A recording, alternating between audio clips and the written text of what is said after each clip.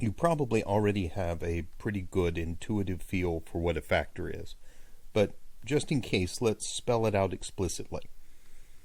For any given whole number, its factors are the whole numbers that can be multiplied together to produce it. For example, 2 and 3 are factors of 6. 3 is the only factor of 9. There are often more than one way to factor the same number. For instance, 20 can be written as 4 times 5 or as 2 times 10. One of the most common ways of visualizing factors is as the height and width of a rectangle made of square units.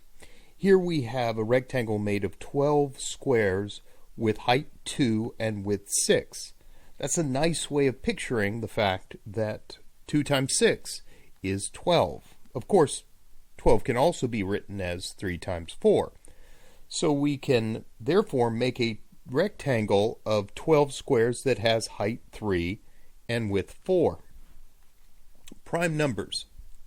It turns out that the factors we are most interested in are those which cannot themselves be factored any further. You probably remember the first few primes, 2, 3, 5, 7, and so on. The set of primes is infinitely large. It goes on forever, but we will stop at 31 for now because all numbers less than 1,000 have at least one prime factor less than or equal to 31. You may be able to guess why on your own, but if you need a hint, take a look at the square root of 1,000. Prime factorization. To get a feel for how prime factorization works, let's take another look at 12. Previously we said that 12 can be written as 3 times 4. But 4 is not a prime number, so it in turn can be broken down into smaller factors, specifically 2 times 2. So another way of writing 12 is 3 times 2 times 2, or 3 times 2 squared. Of course, 12 can also be written as 2 times 6, but 6 is not a prime, so it can be broken down further as 2 times 3. So another way of writing 12 is 2 times 2 times 3. Take a look at these two, 3 times 2 times 2, and 2 times 2 times 3. Do you notice anything? It turns out that if you state a number as the product of primes the way we just did, you will always get the same set of numbers. In the case of 12, 2 times 2 times 3, though not always in that same order. This happens to be a really big deal, big enough for the principle to be called the fundamental theorem of arithmetic.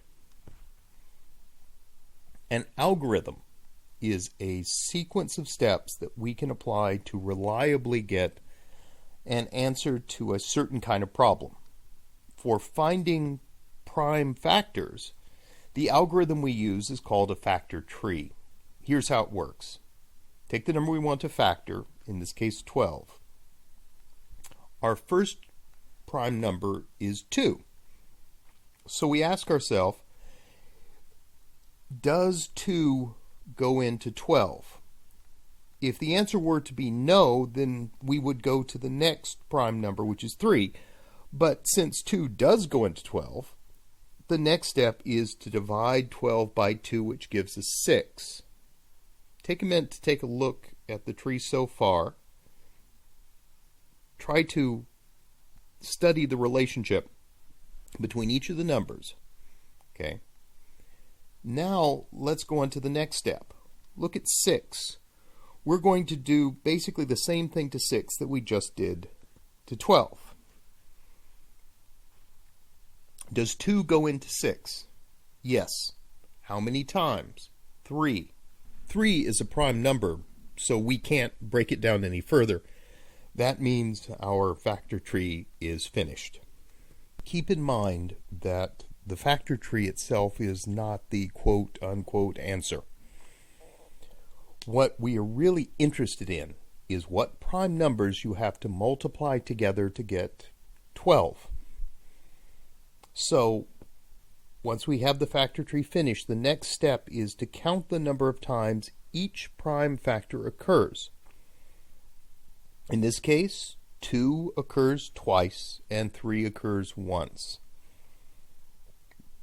Now that we know that, we use exponential notation to write down all the factors. In this case, 2 squared times 3. Here's what a factor tree for the number 45 would look like. 2 does not go into 45, so we go to the next prime number, 3. 3 does go into 45. It goes in 15 times. 15 is not a prime number, so we'll break it down further. 3 will go into 15 5 times. 5 is a prime number, so we're done with the factor tree. Now we count the number of times each prime factor occurs. 3 occurs twice, and 5 occurs once. So we write 45 is equal to 3 squared times 5. Those are fairly small trees. Let's try something a little bit more substantial like 300. This is definitely a case where you'll want to use your calculator. Does 2 go into 300? Yes. How many times? 150. Does 2 go into 150? Yes. How many times? 75.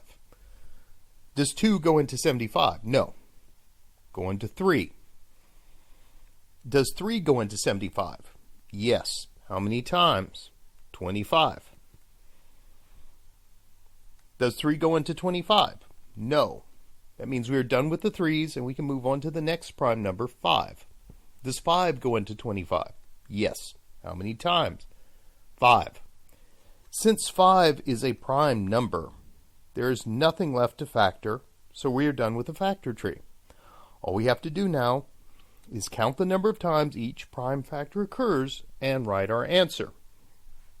In this case, 2 occurs twice, 3 occurs once, 5 occurs twice. So we write 300 equals 2 squared times 3 times 5 squared.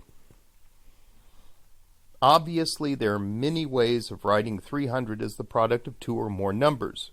But if you look at all the examples we have here, you will see how each of them is just a different way of arranging those same prime factors. 2 2's, 1 3, and 2 5's. This is what the fundamental theorem of arithmetic is all about.